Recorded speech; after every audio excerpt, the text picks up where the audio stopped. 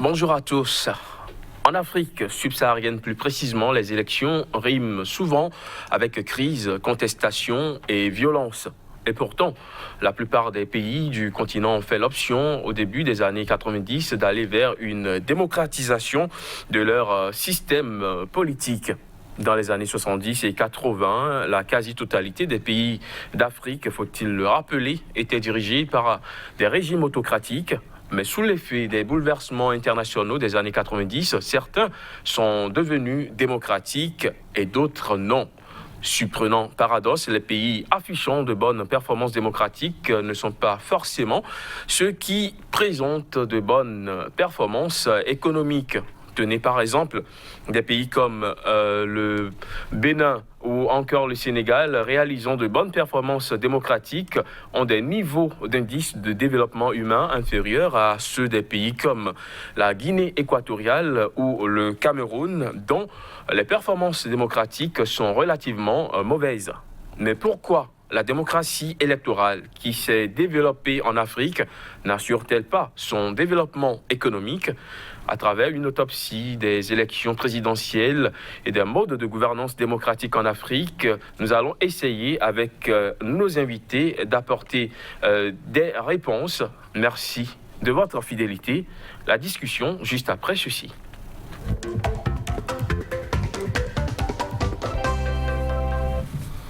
Pour ce numéro, j'ai le plaisir d'accueillir Charles Kodjoato. Bonjour. Bonjour. Spécialiste en marketing et stratégie, vous êtes également éveilleur de conscience. Merci d'avoir accepté l'invitation. C'est moi qui vous remercie. Également présent sur ce plateau, Lamine Sissé. Bonjour. Bonjour. Expert en communication politique, vous êtes également écrivain et auteur du livre Les effets des causes cachées. Bienvenue. Merci beaucoup. Alors, je reste avec vous, Lamine Sissé, et nous allons entrer tout de suite dans le vif du sujet. La démocratie électorale est-elle un frein pour le développement du continent africain? La démocratie. Merci beaucoup, mais quand vous dites la démocratie électorale, je préfère dire tout simplement la démocratie. Parce que le fondement de la démocratie dans un pays, c'est l'élection, la transparence de l'élection. C'est permettre aux instruments électoraux d'être contrôlés par le peuple. Alors, quand vous faites allusion à ce que cette démocratie est en berne ou bien n'est pas bonne, ça rappelle un peu, il faut qu'on aille un peu vers les contextes historiques, socio-historiques des pays. Parce qu'on a tendance à penser que la démocratie, elle est pour les uns, pas pour les autres, alors que la démocratie est universelle. La démocratie, elle est universelle, par essence. Alors, mais nous avons, après les indépendances, nous avons hérité des États qui ont également hérité des systèmes de gouvernance qui ne sont pas nos systèmes de gouvernance en tant qu'Africains, qui ont formaté les cadres pour l'administration et la gouvernance se faisait dans la langue des autres. Déjà, c'est un handicap. Et pendant les indépendances, il y a des gens, des pays qui ont acquis leur indépendance de haute lutte armée. De haute lutte armée. Parce que le colonisateur ne voulait pas partir. Et il y a d'autres pays également qui, après les indépendances, ont subi des troubles sociopolitiques récurrents, tels que le Bénin. Tels que des séries de coups d'État. Des coups d'État également, le Togo, on peut citer en Afrique de l'Ouest, des pays qui sont tombés dans la spirale de la violence, le Mali, la Guinée-Bissau, c'est la guerre, la Côte d'Ivoire, Sierra Leone, Libéria. Donc, tous ces facteurs-là sont liés, n'est-ce pas, d'abord à la mauvaise décolonisation, et ensuite au fait que les instruments de gouvernance, le peuple ne s'est pas approprié de ces instruments de gouvernance. De telle sorte que c'est une certaine élite au sommet qui se battait pour celui qui va... Alors donc, vous avez parlé des années 90. Parce qu'à cette époque, quand je te parlais, il y avait deux blocs. Le bloc, c'était la période de la guerre froide. Donc, il faut être... C'est les guerres idéologiques. Il faut être de l'Union soviétique, c'est-à-dire de révolutionnaire, ou bien être du capitaliste, ou être ce qu'on appelle des non-alignés. Donc, à partir de ces choix-là, les coups d'État se fusaient. Chacun voulait avoir la géopolitique, chacun voulait contrôler. Mais avec l'implosion de l'Union soviétique vers les années 90, on a commencé à changer les terminologies. C'est la globalité de l'économie, c'est l'économie de marché. On a assisté à cela avec le discours de la boule, la chute du mur de Berlin. Alors, les pays, les Occidentaux savent qu'il faut aller vers la démocratisation, la dictature, parce que c'est eux qui tirent les ficelles. Ce n'est pas de notre bonne volonté. La pression est venue de l'extérieur et les conditions géopolitiques ont imposé cette démocratisation, mais importée, parce qu'elle ne nous appartient pas. Donc cette démocratie est venue trouver des fondamentaux, les comportements de nos hommes, etc. Donc, d'une manière spécifique, quand vous quittez d'un pays à l'autre, selon le contexte historique, sociopolitique et historique, la démocratie se déroule selon les contextes. Alors donc, c'est ce que je peux dire en résumé pour le moment.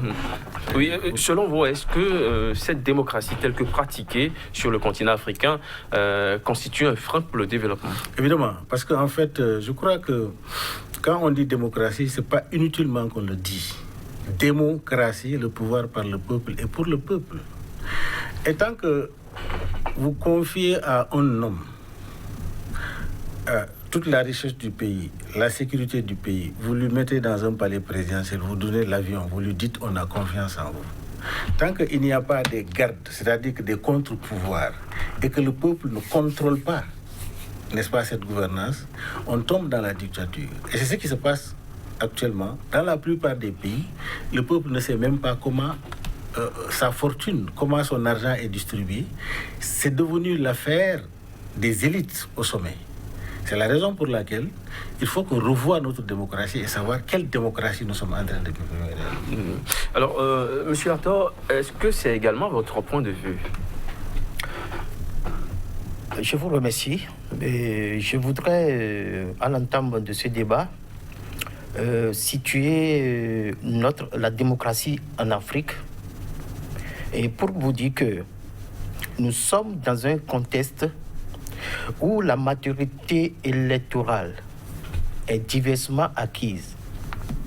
En même temps, la maturité démocratique demeure incertaine pour le moment en Afrique. Alors, nous avons assisté depuis 1960, jusqu'en 90, une sorte de verrouillage de la démocratie. Parce que mon vis-à-vis vient de le dire tout à l'heure. Il y a des gens qui ont mené des luttes pour s'emparer du pouvoir. D'où on parlait tout à l'heure des coups d'État. Alors, ces gens ont essayé, une fois qu'ils sont au pouvoir, verrouiller tout ce qui est de la gestion étatique. Ils ne voulaient pas de bataille de pouvoir. Ils voulaient s'approprier de tout et pour eux seuls.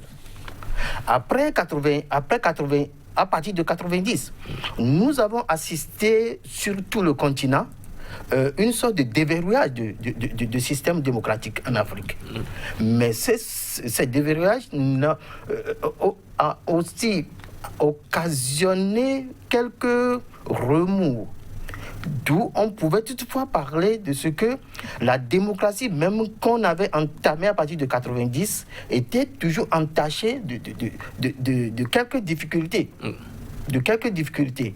Pour dire, liant cette démocratie au développement, nous pouvons tout de suite dire que la démocratie telle qu'elle se pratique ici en Afrique ne nous permet pas un vrai développement. Et ça profite uniquement à certaines élites qui ont quand même se sont battues d'une manière ou d'une autre pour avoir le pouvoir et vivre que de ce pouvoir. Et quiconque viendra mettre un peu de désordre ou bien les amener à quitter cette voie, mais ils sont devenus automatiquement des opposants. D'où on assiste encore en Afrique des exilés politiques, des assassinats, des prisonniers politiques. Tout ça ne permet pas d'asseoir une vraie politique de développement.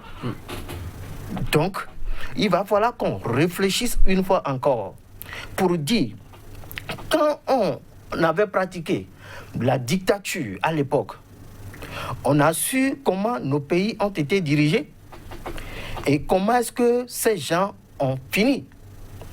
Mais quand on revient, on fait un petit calcul de 90 déjà, à nos jours, on a pu dénombrer plus de 600 élections. Alors, ce qui a permis de faire une petite cartographie pour dire ces 600 élections n'ont pratiquement apporté rien en Afrique. Étant donné que les gens qui ont fait semblant d'aborder cette démocratie comme eux ils veulent n'ont pas de matière nécessaire pour pouvoir diriger cette démocratie vers un bien-être de leur population. Du coup, cette démocratie n'a rien apporté tout de suite au peuple africain. Il faut réfléchir par rapport à la nouvelle norme de la démocratie. Alors, si on en est là, est-ce que cela ne voudrait pas dire, est-ce que ce n'est pas à cause du fait que le peuple africain lui-même n'a pas désiré cette démocratie et que cela lui a été un peu comme imposé? Oui, c'est ça que j'appelle la démocratie conventionnelle. Je l'ai toujours théorisé. J'ai dit cette démocratie conventionnelle, elle est tout à fait nouvelle parce que elle n'est pas l'apanage du peuple, de nos peuples, les différents peuples. Et cette démocratie ne s'adosse pas sur les valeurs endogènes. Et cette démocratie importée fait ce qu'on appelle la démocratie de la minorité. C'est-à-dire qu'en fait, c'est la dictature de la minorité sur la majorité. D'autant plus que j'ai exprimé, par exemple, il y a 2 millions de personnes sur le fichier électoral. Il y a 10 candidats. Bon, le premier qui sort avec 1 million de votants à 50% ou 51% est le président. De ceux qui n'ont pas voté pour lui, ceux qui ont voté pour lui et ceux qui n'ont pas du tout voté. Alors là, je crois que ça permet à une convention qu'on a acceptée de pouvoir dire... Donc notre démocratie est une démocratie élitiste. Elle n'est pas une démocratie populaire. Une démocratie populaire doit émaner du peuple ou bien le peuple doit s'approprier. C'est la raison pour laquelle cette démocratie, dont on parle également, c'est adossé sur un État qui n'est pas notre État. L'État est un héritage colonial, l'État que nous avons. Nous n'avons pas on n'a pas créé de modèle d'État. Regardez nos lois, comment prenons la zone francophone. Nos lois, comment les gouverneurs, les présidents, c'est les mêmes choses. Hein? Ce que la France répète là-bas, c'est ça qu'on répète chez nous. Alors que ce que la France dit en France est accessible à la population française. Mais ce que nos élites disent n'est pas accessible à la population africaine. De telle sorte que si le militant va pour voter, il ne sait même pas il va voter pour quoi. Parce qu'il ne peut pas voter pour un programme puisqu'il ne connaît pas. Il va voter parce que Emmanuel, son frère est candidat, je vais voter pour Emmanuel. Ou bien nous sommes dans la même région, ou bien nous habitons dans le même quartier. C'est des critères de choix, ne sont pas des critères de choix qui peuvent impulser le développement. Voilà un peu. Donc il y a tellement de goulot d'étranglement qu'il faut lever. C'est pourquoi je dis, cette démocratie-là, ce n'est pas la nôtre. Il faut que les élites, c'est-à-dire les chercheurs, il faut que les acteurs politiques essaient de s'asseoir et créer ce qu'on appelle des assemblées constituantes. Okay? On a essayé de faire le modèle ici au Bénin, mais ça a faussé un peu parce que nous étions dans une précipitation. Il faut régler un problème. C'est le problème de transition d'un régime militaro-marxiste vers un régime démocratique. Et le problème, c'est qu'il y ait la paix qui suit après, quoi. Mais c'est le même système parce que c'est le même système français. Et si, par exemple, les constituants, cette assemblée constituante, parce que c'est les forces vives de la nation, s'ils avaient adossé ce qu'ils faisaient sur nos propres valeurs endogènes, peut-être que le Bénin aurait donné un modèle extraordinaire qui va permettre aux populations d'être beaucoup plus près des gouvernants. Mais les gouvernants sont très loin des populations, si bien que la démocratie, c'est en haut, au sommet. Et ceux qui sont au sommet, ils utilisent cette démocratie-là pour torpiller, pour détourner, pour gouverner mal. Ce qui fait que sur le plan du développement, zéro. On ne peut pas aller vers le développement comme ça, c'est pas possible. Parce que les principaux acteurs de développement, ils ne savent même pas ceux qui sont en haut, alors que c'est eux qui produisent. C'est eux qui payent le président de la République, c'est eux qui payent les ministres et tous les fonctionnaires. Mais le contraire est que ceux qui sont à la base pensent que c'est ceux qui sont en haut qui les nourrissent. Alors que c'est le contraire. Donc il faut non seulement changer cette méthode-là, mais il faut changer de discours et de communication. C'est extrêmement important. Alors finalement, cela nous pousse à penser que l'Afrique, finalement, dans les années 90, au début des années 90, n'était pas préparée pour embrasser cette voie de démocratisation. Vous savez, l'Afrique, comme je dois le dire, a de sérieux problèmes. L'année 90 déjà était bien placé pour donner un nouveau vent aux conditions africaines. Mais il s'est fait que, comme vient de le dire, l'année 90 a permis quand même de créer une sorte de transition. Et c'était une transition mal pensée. Cette transition était faite que les élites à l'époque étaient assoiffées de pouvoir. Ils voulaient simplement redresser leur niveau de rente populaire. Ils veulent simplement rester dans un prestige donné, au point qu'ils ont oublié systématiquement les besoins réels qui devaient sous-tendre ce changement. Ils ne les avaient pas faits. Aujourd'hui, ils sont dans une chaîne. Il ne peut plus se détacher de cette... Il va falloir une nouvelle génération pour prendre le relais et détruire tout ce qui a été déjà planifié et arrangé de la sorte. Si on ne le fait pas, et c'est là où j'interpelle, toute la jeunesse africaine doit se mobiliser pour dire non à cette pratique ou bien à cette forme de démocratie qui devient une sorte de marché de dupes à nos politiciens, à nos élites, soutenus par les Occidentaux, parce que, en tout cas, ce sont eux qui profitent en majorité de ce qui se fait. Ce sont eux qui dictent des lois, des méthodes, des stratégies de développement qu'il faut pour l'Afrique, alors que nous avons nos propres réalités. Il dit tout à l'heure, si on ne parvient pas à mettre sur place un développement autocentrique par nos réalités authentiques africaines, nous allons tout faire, nous allons rester dans le nuage. Nous allons toujours rester dans ces ténèbres. Au finish, quand on prend même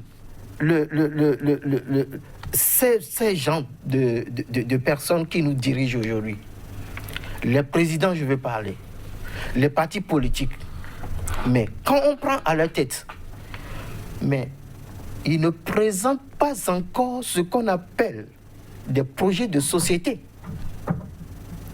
Pour eux, ils nomment ça projet de société. Ça, ce n'est pas un projet de société. C'est un plan d'affaires pour l'Occident. Ce qu'on nous présente, c'est un plan d'affaires pour l'Occident. Et ce qui ne favorise pas, depuis 1960, n'a rien changé à l'Afrique. L'Afrique sombre encore. L'Afrique trébuche encore. Et ça ne leur dit absolument rien. Aujourd'hui, la petite ouverture démocratique qu'on a, c'est de créer encore d'autres verrouillages. Soit on exclut des gens, soit on cherche ceux-là qui ont des pensées positives pour la nation, parce qu'ils ne parlent pas le même langage avec eux. On les chasse, on leur colle des dossiers, on les fout en prison. Et tout ça ne nous arrange pas encore en Afrique.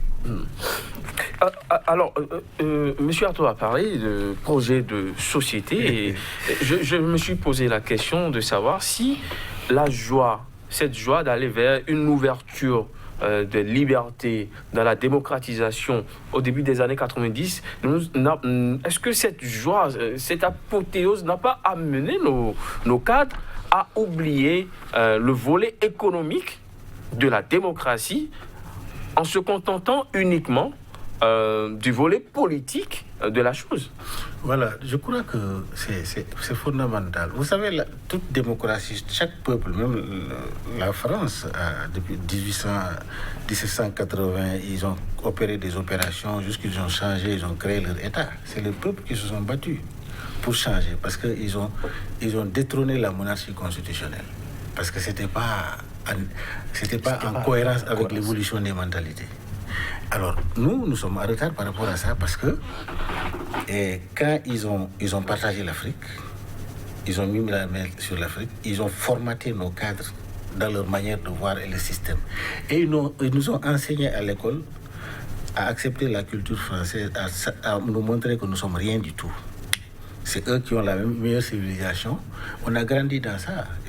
Nos grands frères, au niveau de l'école, ce qu'ils apprenaient, c'est l'histoire française, c'est pas notre histoire. Et jusqu'à présent, est-ce que nos enfants connaissent l'histoire authentique africaine? Non. On apprend comment la géographie. Alors, c'est ça. Ils ont utilisé des instruments de l'éducation pour pouvoir changer la mentalité des gens, formater les gens. Et les cadres qui étaient là, ces cadres-là, il ne faut pas être étonné que quand ils vont venir vers la démocratie, c'est pour pouvoir créer l'alternance. Mais la véritable démocratie doit régler les problèmes économiques. Si la démocratie ne règle pas les problèmes économiques, ce n'est pas une démocratie. Parce que nous ne pouvons pas avoir la même mise de l'étranger sur nos ressources. Parce que ils nous laissent nous quereller entre nous au sommet.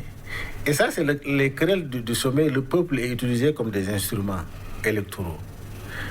Parce que, tu vois, dans les pays où le peuple veut participer réellement à la démocratie, il le fait d'une façon révolutionnaire. Le peuple malien s'est levé pour changer un régime. Le peuple malien. C'est ce qu'on appelle, c'est-à-dire que l'éveil des consciences, ça a un effet d'entraînement. C'est ce qu'on appelle la démocratie populaire.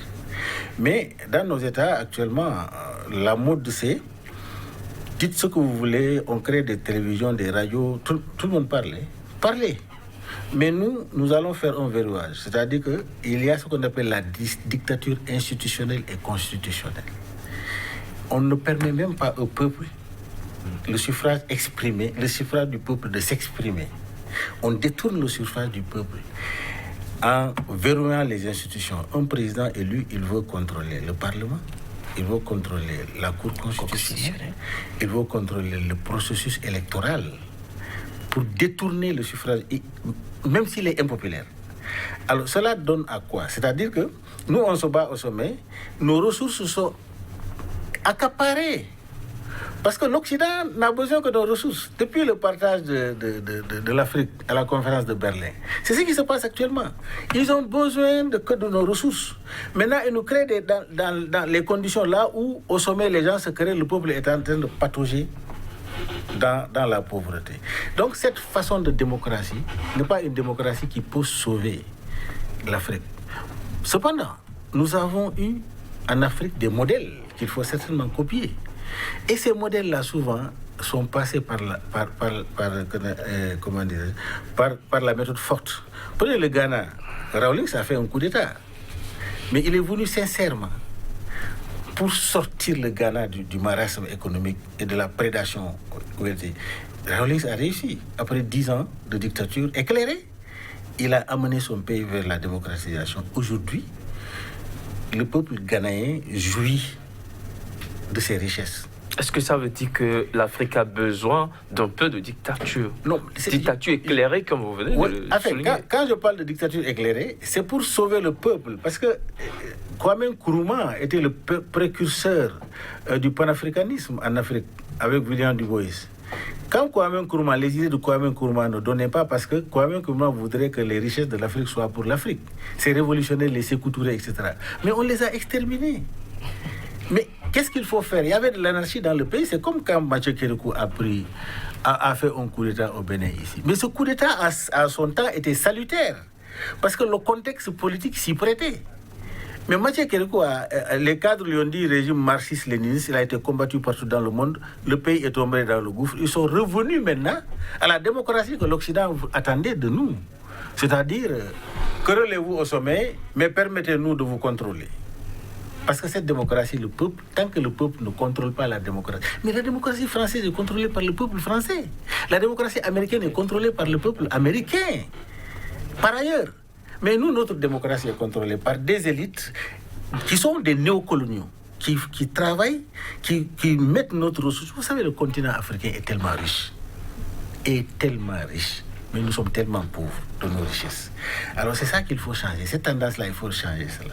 Il faut être comme le Cap-Vert, qui est en train de montrer le modèle de démocratie et on le sent dans ce que l'ancien président, le président Thomas Bouéni qui disait que la démocratie qui ne nourrit pas son peuple n'est pas une démocratie. Mais c'est vrai. La démocratie doit nourrir son peuple. Le peuple, même le villageois doit se sentir dans cette démocratie-là parce que il contribue, il sait que comment son argent est utilisé, etc. Voilà les fondamentaux. Ça, c'est clair et net. Nous n'avons pas une démocratie aujourd'hui qui peut nous amener vers le développement tant que le peuple ne se l'approprie pas. Alors, comment aller vers cette démocratie de développement, cette démocratie qui garantit un développement, cette démocratie, comme le souligne Monsieur Cissé, que le peuple s'approprie. Ouais. Comment il faut garantir cette démocratie de développement? C'est là la question. Très bien. Et vous savez, et mon vis-à-vis vient de le dire, hein, tant que le peuple ne sera pas considéré comme le garant du pouvoir, nous allons toujours patauger dans la médiocrité politique. Alors, il va falloir qu'on rétablisse cette confiance entre le peuple et le pouvoir. En quoi faisant? C'est-à-dire quoi? Reconstruire la façon de procéder à des élections en Afrique.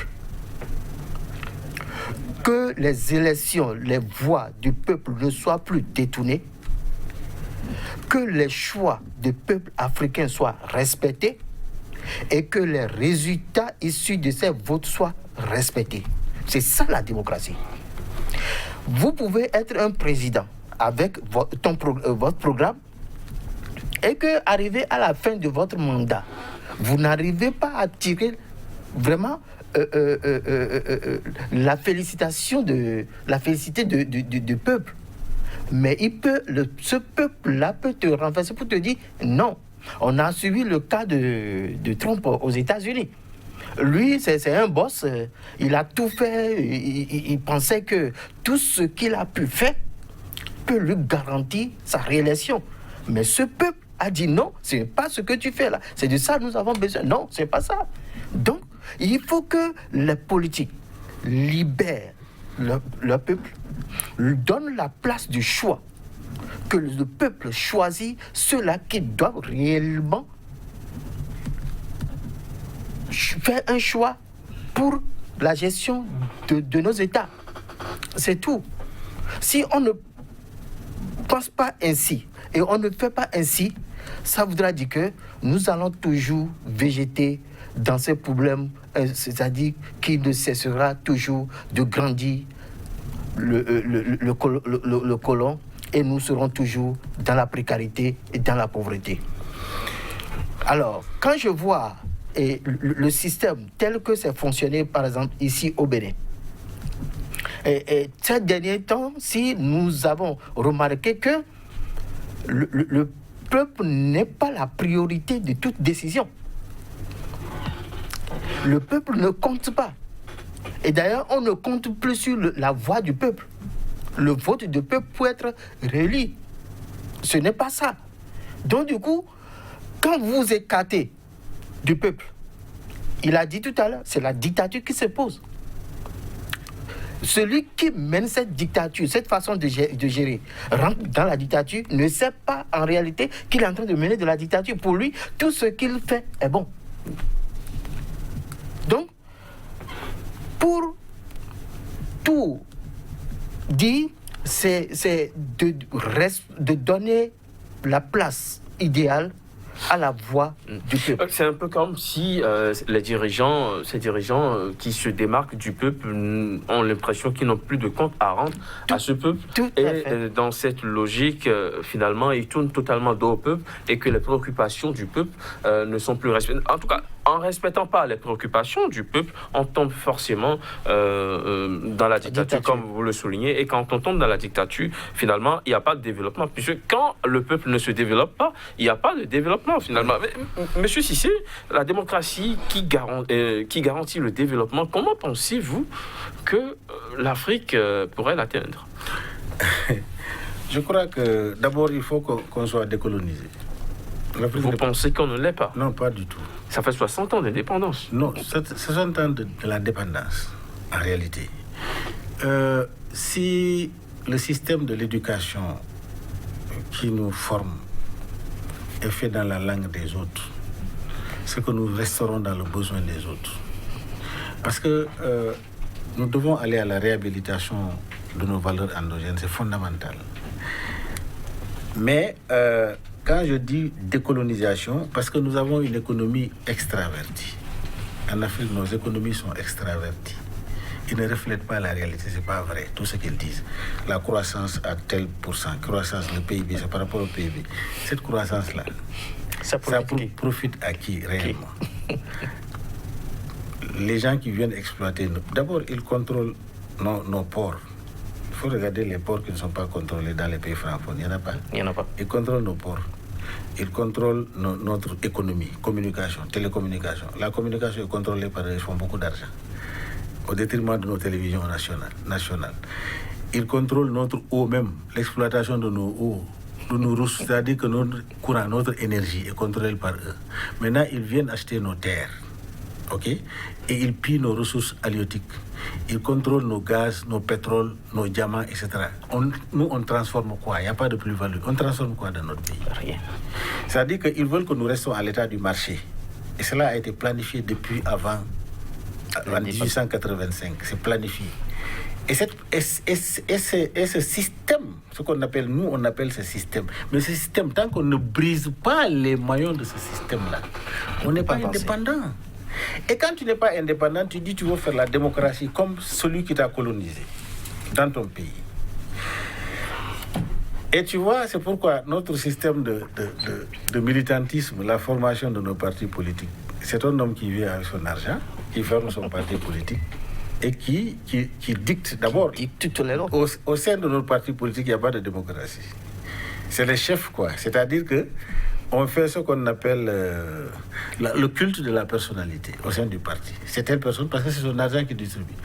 Le système électoral, quand on va en campagne, il faut beaucoup d'argent. Des gens vont courir pour chercher des milliards. Et aujourd'hui même, si tu n'as pas l'argent, tu ne peux pas prétendre à être candidat. Alors que toi, en tant que journaliste, tu peux prétendre à être candidat si tu as les aptitudes et que le peuple veut que le système doit te permettre d'être candidat et de battre campagne sans vraiment dépenser beaucoup d'argent. Mais ce système-là, ce n'est conçu que pour des élites.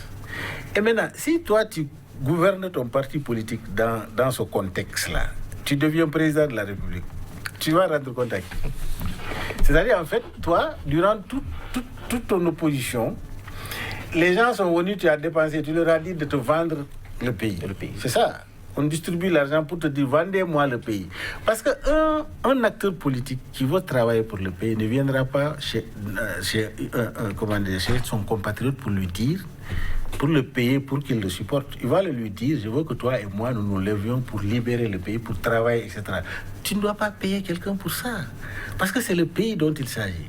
Mais si maintenant on pense que la politique c'est le mensonge, la politique c'est tromper l'autre, la politique c'est la duperie, c'est ce qui est dans la conscience collective, alors que la politique est liée à l'économie, est liée aux conditions de vie des populations.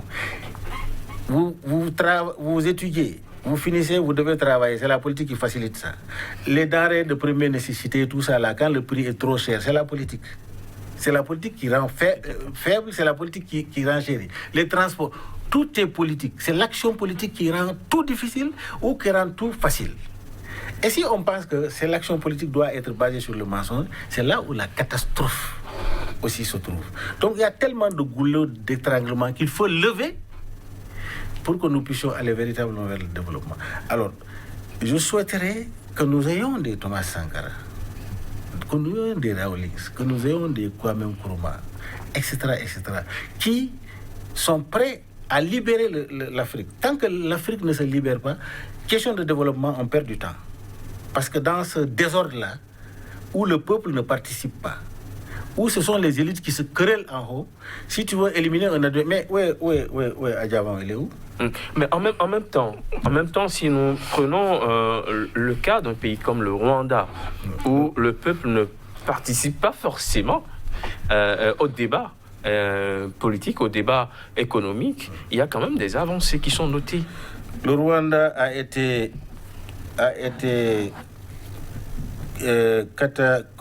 catalysé par ce qu'on appelle la guerre. Le génocide. C'est le génocide qui a heurté le patriotisme rwandais. Il y avait un désordre de telle sorte qu'il faut qu'il y ait un leadership fort qui sort pour discipliner, mettre sur les rails. Mais le Rwanda ne peut pas continuer à la dictature, ça ne peut pas continuer. Déjà, les voix commencent à s'élever. Ok? C'est-à-dire que on peut pas, le peuple a besoin de liberté, de réflexion. Le peuple ne peut pas être comprimé. Même ta propre famille, tes enfants là, si tu es dictateur dans la maison là, quand papa va dehors là, les enfants ne sont pas pressés que tu reviennes. Hein? Mais si tu es un démocrate, tu permets à l'éclosion des potentialités au sein de la famille. Ce qui veut dire que quand papa sonne à la porte, tous les enfants courent. Parce que tu crées de l'enthousiasme, tu crées de l'harmonie, tu crées de la joie. Donc un président de la République, c'est comme un père de famille. C'est comme un père de famille qui doit être mu par les conditions de vie, l'amélioration des conditions de vie de sa famille. Pour que chacun mange bien, chacun se couche bien, chacun soit protégé, chacun soit bien soigné. Soit bien soigné, exactement. C'est ça, en fait, le pays, c'est la famille en grandeur. Un père de famille à qui on a confié tout, on a eu confiance.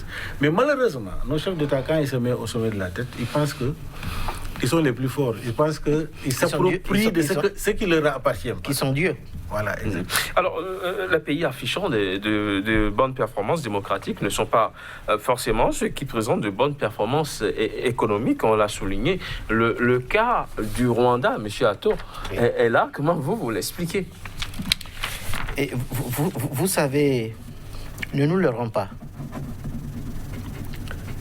Ces pays dont on est en train de parler de leur performance, quand vous rentrez au fond du système, en réalité, ce qu'on nous présente sur papier, ce n'est pas la réalité. Ce n'est pas la réalité. Mais le développement du Rwanda, bon, disons, l'avancée, l'émergence du Rwanda est là, palpable, on peut toucher, on peut constater. Le Rwanda n'est pas sur le bon chemin de développement, je le dis. D'ici 10 ans, 15 ans, 20 ans, vous allez voir le Rwanda. Il va chuter. Parce que les bonnes bases ne sont pas encore, les bonnes bases de développement ne sont pas encore mises en place. Qu'est-ce que vous appelez les bonnes bases de développement? Très bien. Est-ce qu'au Rwanda, est-ce que les institutions de contre-pouvoir existent? Est-ce que la justice est libre? Est-ce que le Parlement joue réellement, librement son rôle? Mais tant que ces choses-là, ces bases-là ne sont pas posées, ces fondements n'existent pas, mais tant pis. Le seul chef qui est là et pense qu'il est en train de faire de bon travail, de développement. En réalité, il est en train de bâtir sur le sable. En même temps, il n'y a pas tout ce que vous venez de citer, oui. Mais le Rwanda s'en sort avec de bonnes notes, avec les indices de développement humain, les indices de bonne gouvernance. Et vous savez, et il vient de nous présenter un tableau que je dirais noir. Quand vous êtes dans la félicité des Occidentaux, on vous attribue tout. Leur problème, c'est de tout faire pour vous amener sur leur bonne voie.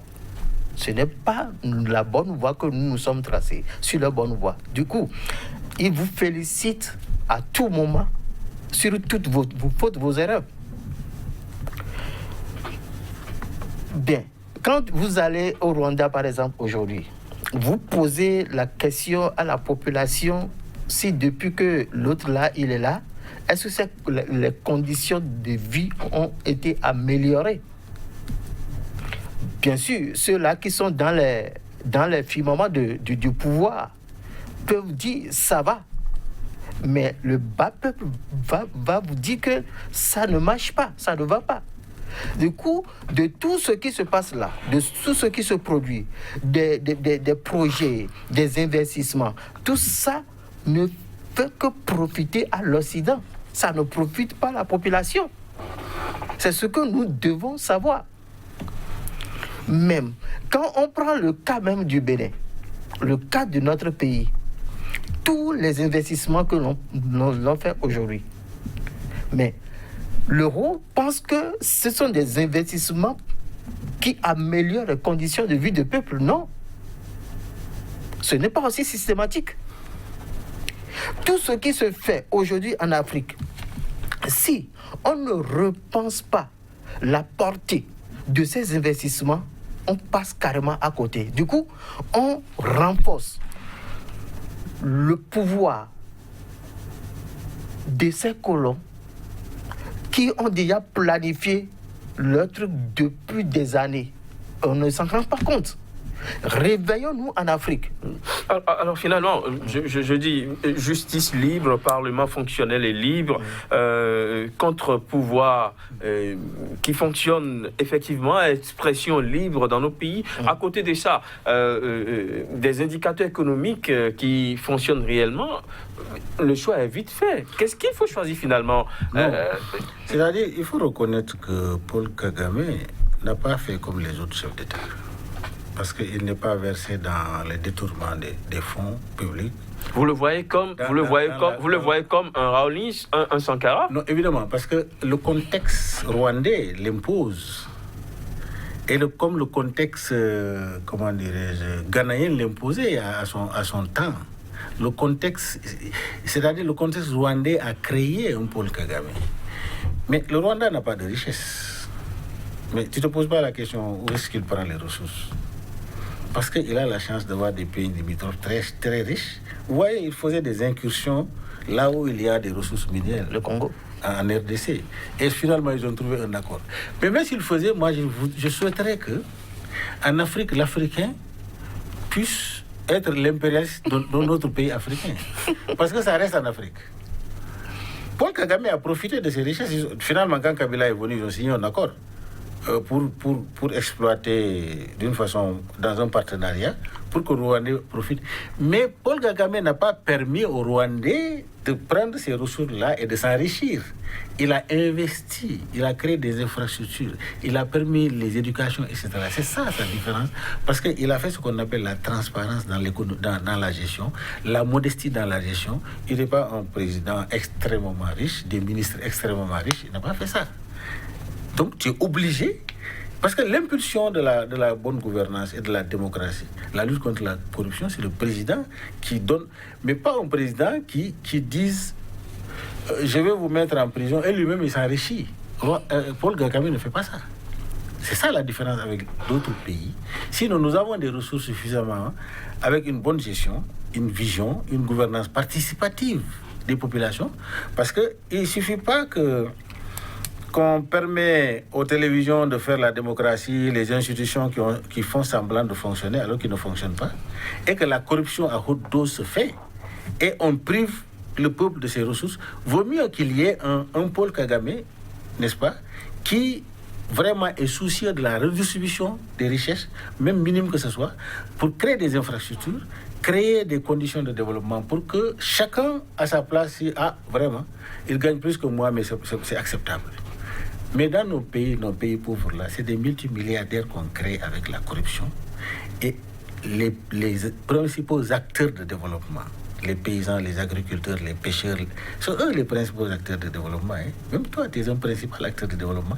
Parce que le changement des mentalités est un facteur de développement. Finalement, l'Afrique peut se passer de la démocratie. Non, je ne dis pas que la démocratie n'est pas bonne. C'est la manière dont on fait la démocratie qui n'est pas bonne, qui n'est pas une démocratie. Mais la démocratie est universelle. J'ai dit, un père de famille, s'il n'a pas un système de démocratie dans sa famille, il va détruire sa famille. C'est ce que je suis en train de dire. Je n'ai pas dit qu'il faut s'en passer de la démocratie. J'ai dit, il faut que nous, à partir de le fondement que nous avons, nous créons notre propre démocratie, qui soit une démocratie endogène, participative. Parce que le peuple ne participe pas à nos démocraties. C'est ça des goulots d'étranglement. La démocratie ne doit pas être l'affaire des élites. J'ai dit, la France fait la démocratie de son peuple. Parce que toute décision qui est prise à l'Assemblée nationale a une implication. C'est-à-dire que directement les peuples sont impactés et les peuples sont à mesure de connaître. Regarde, dans la rue, spontanément les gens se lèvent. Tu n'as pas besoin de dire, parce que chaque citoyen se sent concerné. Pour aller dans la rue, pour dire nous ne voulons pas ça. Mais l'État est contraint de reculer en arrière parce qu'il sait que l'État c'est le peuple, la démocratie c'est le peuple, la gouvernance c'est le peuple. Mais chez nous ce sont les élites qui gouvernent et le peuple ne sait même pas. Dis-moi, c'est en Afrique que tu vois, on va amener quelqu'un au palais de justice, on le juge, on le condamne, il ne sait même pas pourquoi on l'a condamné. Parce que les instruments juridiques, ils ne maîtrisent rien du tout. Et on l'appelle avocat, l'avocat le défend. L'avocat là, ce qu'il dit même, lui-même qui écoute, il ne sait même pas ce que l'avocat dit. Mais quand même, ça dit que nous avons tellement de gourous d'étranglement. C'est pourquoi il faut que nous revoyions. Le président Rawlings n'est pas parti par l'académie française ou londonienne, etc. Il est parti par des mots simples pour éveiller la conscience du peuple. Il allait dire au peuple, l'argent là, ce que j'ai construit ici là, c'est les Blancs qui m'ont prêté. J'ai construit ça, je n'ai rien mis dedans. J'ai prêté l'argent pour faire ça, c'est vous qui allez payer ça. Donc moi je ne suis pas en pouvoir, c'est vous qui êtes le pouvoir. Il faut élever le niveau de conscience du peuple. Un président montre au peuple que c'est toi qui es le patron. C'est le peuple qui est le patron. Le président n'est pas patron, il n'est rien du tout. On lui a confié un pouvoir, il fait semblant que c'est lui qui est le meilleur. C'est là où ça fait énormément mal. Ça fait très mal cette ignorance-là. Parce que les chefs d'État, réellement, ils doivent comprendre que le socle sur le quoi ils s'assoient, c'est le peuple. Et ils doivent le respect par rapport à ce peuple. Alors, finalement, est-ce que, dans ce cadre, finalement, les débats ne devraient-ils pas porter plus davantage sur les mécanismes par lesquels le pouvoir est exercé, et notamment sur la mise sur pied de réels contre-pouvoirs, et de moins en moins sur le processus d'accession au pouvoir, parce qu'on se concentre beaucoup plus sur le processus d'accession au pouvoir, mais les moyens d'exercer ces pouvoirs, finalement, on ne les retrouve pas. On se bat beaucoup plus pour les troisièmes mandats, mais de quoi ces troisièmes mandats seront faits pour le bonheur du peuple? On n'en parle pas. Pour le développement des pays, oui, on n'en parle pas. Vous avez touché un point crucial. Le système de contre-pouvoir. Tant que on ne va pas à ce rythme de contre-pouvoir, nous allons toujours végéter dans une démocratie médiocre. Une démocratie qui ne va pas donner ce qu'il faut au peuple, qui va bafouer la voix du peuple, le choix du peuple. Alors, il faut tout de suite commencer par construire les institutions de contre-pouvoir.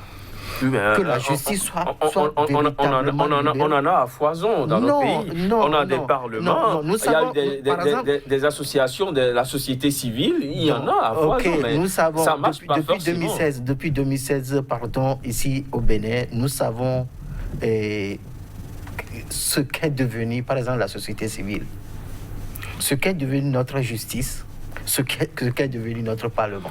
C'est de la salade, c'est de n'importe quoi. Et avec cette façon, cette manière de prendre le pays, de gérer le pays, l'amène dans le chaos. Dans le chaos. Et c'est pourquoi j'aimerais quand même inviter ceux-là qui ont la chance d'être là aujourd'hui, de vite faire, pour se détacher, le pouvoir, l'exécutif, se détacher du Parlement, se détacher du judiciaire. Sinon, la jeunesse, un jour, parce qu'aujourd'hui, la jeunesse est encore perplexe. Mais le jour viendra où cette jeunesse va prendre des choses en main. Et ce serait difficile pour eux.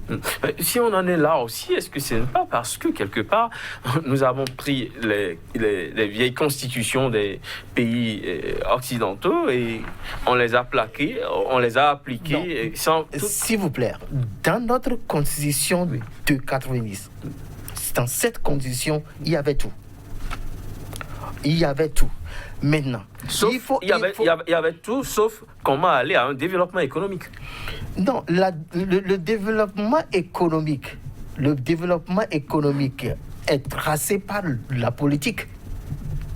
Tout ce qu'il faut pour bien tracer la voie de développement existait. Il faut le contre-pouvoir, il faut que la justice soit libre, le Parlement soit libre et l'exécutif fasse son travail. C'est bien tracé. Maintenant, les gens qui venaient au pouvoir, qui prenaient le pouvoir, je l'ai dit tout à l'heure, n'ont pas véritablement un projet de société allant dans le développement dont on parle. Non. Et tout à l'heure, je l'ai dit, ce sont je dirais des plans d'affaires qui les exhibent comme projet de société. C'est ça qui fait mal. Et ils sont toujours en difficulté pour la réalisation. Du coup, ils mobilisent les médias pour pouvoir chanter les merveilles de quelques petites réalisations et que le peuple acclame, applaudit et tout ça là. C'est de n'importe quoi. C'est de n'importe quoi. Il va falloir qu'on change le paradigme pour avancer. Vous savez, le monde aujourd'hui ne fait plus de cadeaux. Les Occidentaux, ils sont des géants. Ils cherchent toujours à être des géants. Au même moment, nous, en Afrique, on cherche toujours à être plus faibles. Alors, du coup, si on ne va pas vite, nous allons disparaître. Nous allons disparaître. Tout à l'heure, j'écoutais une interview donnée à un président de Centrafricain. Mais ce pays-là, pourquoi on n'arrive pas à pacifier ce pays? Pourquoi? Il y a l'armée française qui est là. Il y a l'ONU qui est là. L'Union africaine est là. Mais pourquoi avec cette armée, on n'arrive pas à pacifier ce pays? Parce que les intérêts des Occidentaux sont en jeu. Ils doivent tout faire pour les protéger. On dit que Bozizé est venu pour semer de gaffe. Alors, la France décide que je vais prendre mon hélico de combat pour sillonner toute la Centrafrique. Alors, où est le... On ne va pas faire de la politique dans l'économie. C'est vrai que le débat du jour est beaucoup plus proche de la politique, mais oui, là, c'est... Non, je comprends un peu, parce que le point fondamental que tu as parlé de troisième mandat, qu'est-ce qui focalise cela, mais attention, de 1990 à 2015, le Bénin, dans le processus de démocratisation, il y a des évolutions, il y a une grande évolution économique. C'est une grande évolution économique, même si ce n'est pas parfait, mais il y a la reddition des comptes. On sait à peu près l'argent public est dépensé ceci et cela, même s'il y a la corruption et quelque part des insuffisances dans la gouvernance. Mais c'est dans ce processus, dans cette évolution-là, que le peuple prendra sa destinée à main. Mais ce n'est pas dans la dictature. Alors, ces instruments qui permettent, issus de la conférence nationale des forces vives de la nation au Bénin, ont permis de citer le Bénin comme modèle de démocratie. Et à cette époque, je disais, la démocratie béninoise est au-dessus de la démocratie sénégalaise. À cette époque, parce que nous, on est entré réellement en démocratie en 2000. Alors que vous, au Bénin, c'était depuis 1990. Oui. OK. Alors, un président, l'alternance se faisait et les institutions de la République fonctionnaient. Et j'ai vu au Bénin la Cour constitutionnelle amener à l'ordre le président de la République et il respectait. Donc déjà, les institutions ont tant soit peu leur indépendance. Et c'est dans ce processus que nous allons consolider et aller vers ce qu'on appelle l'endogénéité de nos institutions. Il faut se l'approprier et puis que le peuple se l'approprie. Parce que quand le peuple se l'approprie, il peut former des constituants pour changer en fonction de l'évolution du pays et de l'évolution des mentalités. C'est ça, nous étions dans le processus. Parce que ça appartenait aux autres. Mais maintenant, aujourd'hui, c'est catastrophique. Ce que que j'ai vécu, parce que j'ai vécu tout. Depuis 87, je suis en train de... Depuis la Révolution, jusqu'au processus de démocratisation, j'ai suivi le pays, le Bénin. Mais aujourd'hui, c'est catastrophique. C'est catastrophique aujourd'hui. Donc, on ne peut pas dire aujourd'hui c'est la démocratie qui se passe au Bénin. Mais je crois qu'il y a un processus de rectification que je salue. Déjà, il y a des partis qui sont en train d'être reconnus. Et je crois qu'on ne peut pas aller au mur et continuer d'aller au mur. Alors, quand je verrai, par exemple, les opérateurs économiques qui impulsent l'économie du pays revenir comme à Diavon au pays, quand je verrai comme les autres qui sont en exil revenir et qu'il y ait une réconciliation nationale, comme en 90 où on a créé les lois d'amnistie pour dire, bon, mettons-nous ensemble pour le Bénin, quand je verrai cela, je vais vraiment applaudir pour dire nous sommes en train d'avancer maintenant. Mais au même moment, est-ce qu'il n'y a pas comme une discontinuité dans les démocratisations de nos systèmes politiques? Parce que ce sont des mandats de 5 ans. Un président, il vient, il commence des actions, peut-être de bonnes actions, mais après, il part, après un mandat ou 2 mandats, un autre vient, il remet en cause tout ce que l'autre avait fait. Est-ce que de ce côté-là aussi, cette façon de faire la démocratie dans la discontinuité, parce qu'on pense à son arrivée que l'autre n'a du tout rien fait et qu'il faut tout recommencer?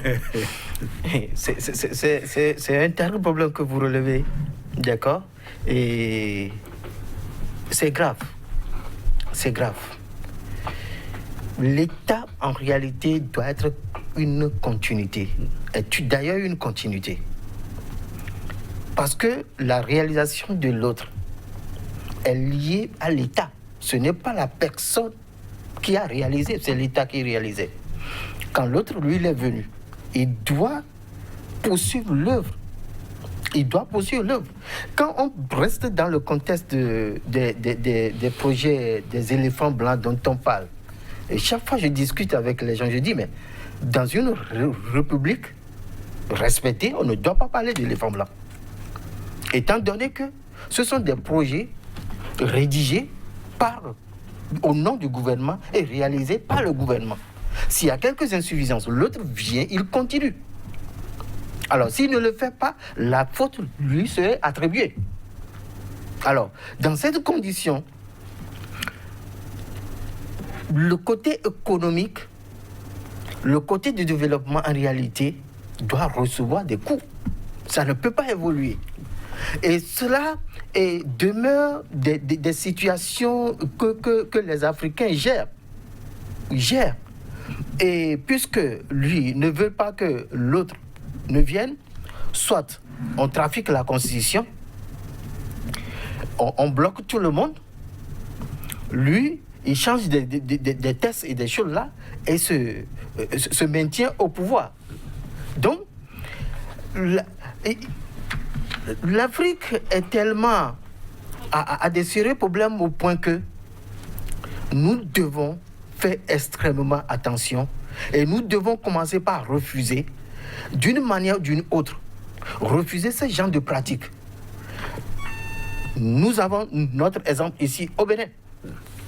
Le Bénin est en train d'aller dans le gouffre. Le Bénin est en train de se plonger dans les ténèbres. On ne va pas focaliser le débat sur le Bénin. Là, non, si c'est votre mot, si vous devez clôturer ce débat. Non, je voudrais tout simplement dire que la démocratie qui ne nourrit pas son homme, qui ne permet pas au peuple de sortir de la précarité, n'est pas une démocratie. Donc l'Afrique doit faire ce qu'on appelle la refondation de l'État et faire de l'adaptation démocratique dans nos pays. Merci à vous d'être passé sur le plateau de cette émission. Charles Kodjoato, spécialiste en marketing et stratégie, éveilleur de conscience. Lamine Cissé, expert en communication politique, écrivain et auteur du livre Les effets des causes cachées. Merci d'être passé avec vos différentes explications et analyses. Mesdames, Messieurs, ce sera tout pour ce numéro d'Espace Éco. Vous pouvez également le retrouver sur notre site www.sikatv.info. Prochain rendez-vous dans une semaine, même heure, même fréquence, surtout. Restez avec nous, l'information revient sur Sika.